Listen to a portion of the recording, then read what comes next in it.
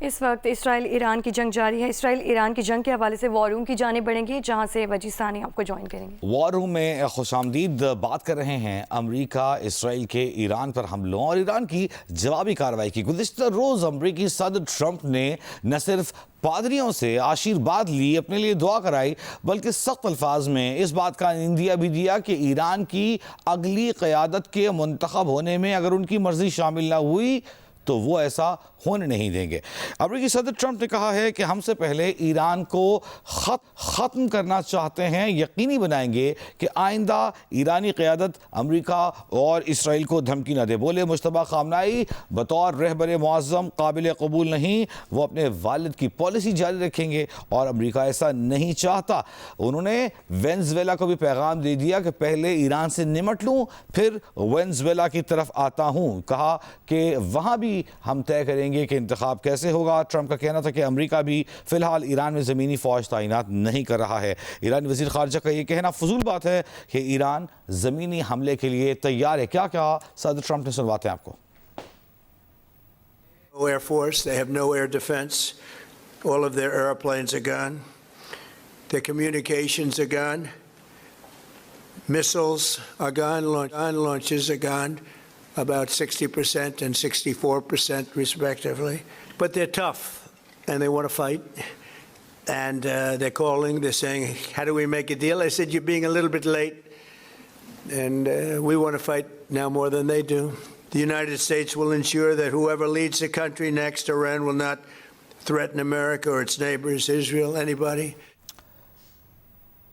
اور دوسری جانب ایران کے رد عمل میں کیے جانے والے حملے مغربی میڈیا کو پریشان کر رہے ہیں۔ مغربی میڈیا کی جانب سے ایک پوری فہرست جاری کی گئی ہے کہ اب تک کتنے بڑے نقصانات ایران کی جانب سے پہنچائے جا چکے ہیں۔ خیبر شکن میزائل کے بعد اب باری آ گئی ہے کلسٹر بموں کی، جو کہ گزشتہ رات آپ اسکرین پر میری دائیں جانب دیکھ بھی سکتے ہیں کہ کلسٹر میزائل کل تل ابیب کی فضاؤں میں بکھرتے دکھائی دیے، جس سے کئی مقامات پر آگ لگ گئی۔ روسی میڈیا کے مطابق ایران نے اسرائیل پر ایک ساتھ درجنوں ڈرونز اور میزائلوں سے حملہ کیا ہے۔ تل ابیب کی فضائی صورتحال براہ راست دکھانے والے کیمرے کو اس وقت نیچے کر کے سڑک دکھائی جانے لگی جب فضاؤں میں ایرانی میزائل داخل ہوئے۔ حملے کے وقت تل ابیب میں سائرن نہیں بجائے گئے۔ بحرین پر بھی حملے ہوئے۔ دارالحکومت منامہ کے 2 ہوٹلز اور رہائشی عمارتوں کو نشانہ بنائے جانے کا اطلاعات ہیں، جس میں نقصان نہیں ہوا ہے۔ ایرانی ڈرونز کا خلیج عمان میں امریکی طیارہ بردار جہاز ابراہم لنکن پر بھی حملہ۔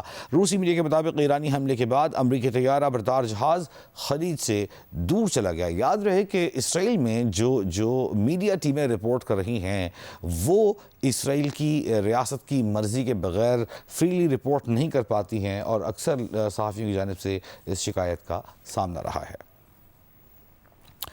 آگے بڑھتے ہیں، اور جس طرح ایران رد عمل دے رہا ہے، مشرق وسطیٰ کے ممالک کو اس وقت پریشانی کا اور ابہام کا سامنا ہے۔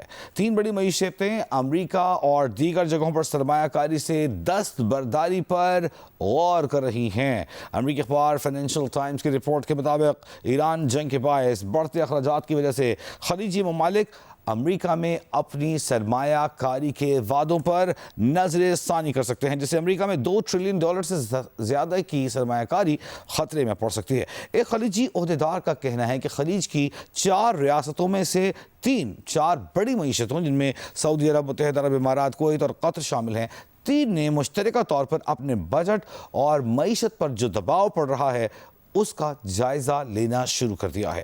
غیر ملکی ممالک یا کمپنیوں سے کیے گئے سرمایہ کاری وعدے، کھیلوں کے اسپانسرشپ پروگرام، کاروباری معاہدے، سرمایہ کاری کے ساتھ ڈیلز یا اثاثوں کی فروخت پر نظر ثانی کی جا رہی ہے، اور امریکہ میں سرمایہ کاری متاثر ہونے میں ٹرمپ پر سفارتی حل کے لیے جوں یہ معاملہ آگے بڑھے گا، دباؤ بڑھتا چلا جائے گا۔ IRGC یعنی ایران میں لڑنے والی فوجیں جو ہیں اس وقت سخت موڈ میں دکھائی دے رہی ہیں۔ ایران طویل جنگ لڑنے کے لیے تیار ہے۔ ترجمان ایرانی پاسداران انقلاب کا کہنا ہے کہ ایران اب امریکہ اور اسرائیل کے خلاف شروع کی گئی 12 روزہ جنگ کے مقابلے میں زیادہ تیار ہے۔ وہ جدید ہتھیاروں کو متعارف کرانے کے لیے تیار ہے، اور ان کا یہ کہنا ہے کہ ہم ایسے ہتھیار متعارف کرائیں گے جو اس سے پہلے اس تنازع میں استعمال نہیں ہوئے۔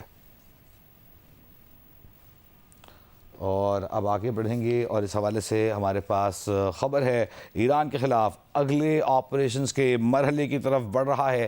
دوسری جانب اسی طرح کی ایک دھمکی اسرائیلی ملٹری چیف کی جانب سے بھی سامنے آئی ہے جو کہ وزیر جنگ ہیں پیٹ ہیگزت امریکہ کے, ان کی جانب سے بھی کل دھمکیاں دی گئی. انہوں نے کہا کہ ہم اب اس سے بھی زیادہ خطرناک ہتھیار استعمال کرنے جا رہے ہیں. لیکن پہلے اسرائیل کے ملٹری چیف کا بیان آپ کے سامنے رکھیں گے کہ ایران کے خلاف آپریشن اگلے مرحلے کی طرف بڑھ رہا ہے. یہ کہنا ہے اسرائیل کے ملٹری چیف کا. ایال زمیر نے کہا کہ ایران کے خلاف مزید حملے کیے جائیں گے اور ان کو فوجی صلاحیتوں کو مکمل ختم کرنے تک یہ سلسلہ جاری رہے گا. انہوں نے ایران کو سرپرائز کرنے کا بھی اعلان کیا ہے.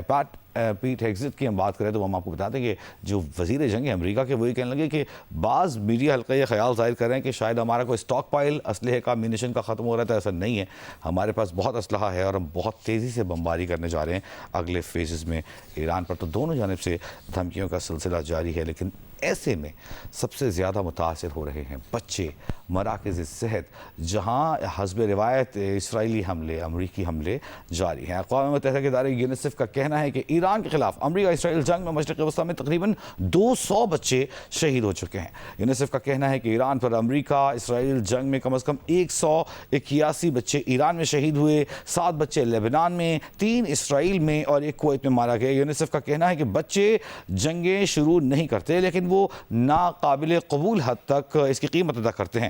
مشرق وسطیٰ میں فوجی کشیدگی نے پہلے ہی بچوں پر تباہ کن اثرات مرتب کیے ہیں. ایرانی وزارت صحت اور سرکاری میڈیا کے مطابق اسکول پر حملے میں کم از کم 175 بچے شہید ہوئے, جن میں زیادہ تر بچے اسکول کے عملے کے افراد تھے, ان کے بچے شامل تھے. یاد رہے کہ گزشتہ رات نیو یارک ٹائمز نے ایک ایکسکلوزیو رپورٹ, ایک تحقیقاتی انویسٹیگیٹو سٹوری شامل کی ہے جو الزامات کیے جا رہے تھے کہ کہا جا رہا تھا کہ بچوں کے اسکول پر حملہ امریکہ نے نہیں کیا. اب یہ ثابت ہوا ہے کہ یہ امریکہ کی جانب سے ہی کیا گیا ہے.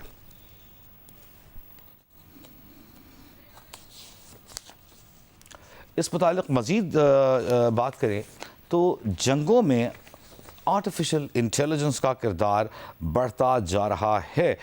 کیسے یہ کردار ادا کیا جا رہا ہے اے آئی کا جنگوں میں, دیکھتے ہیں.